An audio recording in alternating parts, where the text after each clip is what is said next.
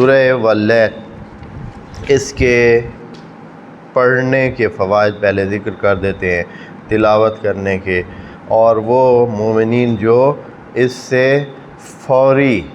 فائدہ لینا چاہتے ہیں،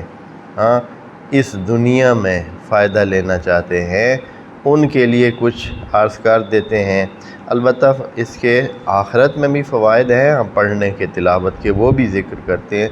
لیکن کچھ فوائد مادی ہیں، مادی فوائد، یعنی تلاوت سور کے دونوں فائدے ہیں، معنوی فوائد آخرت کے لیے بھی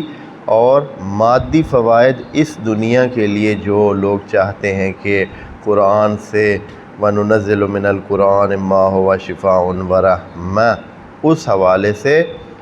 تو ذکر کیا گیا ہے کہ پہلے ثواب کا ذکر کر دیتے ہیں۔ اگر کوئی سورہ واللیل کو پڑھے تو اس کا ثواب کیا ملے گا؟ فرماتے ہیں اگر کوئی نبی کریم سے منقول ہے، وعلیکم السلام، نبی کریم سے منقول ہے کہ اگر کوئی اس سورت کو پڑھے، سورہ واللیل کو، تو خدا کریم اس کو اتنا کچھ ثواب دے گا کہ جس سے وہ راضی ہوگا۔ یہ بہت بڑی بات ہے کہ اتنا ثواب ملے کہ بندہ خوش ہو، راضی ہو۔ اب مزید اس کو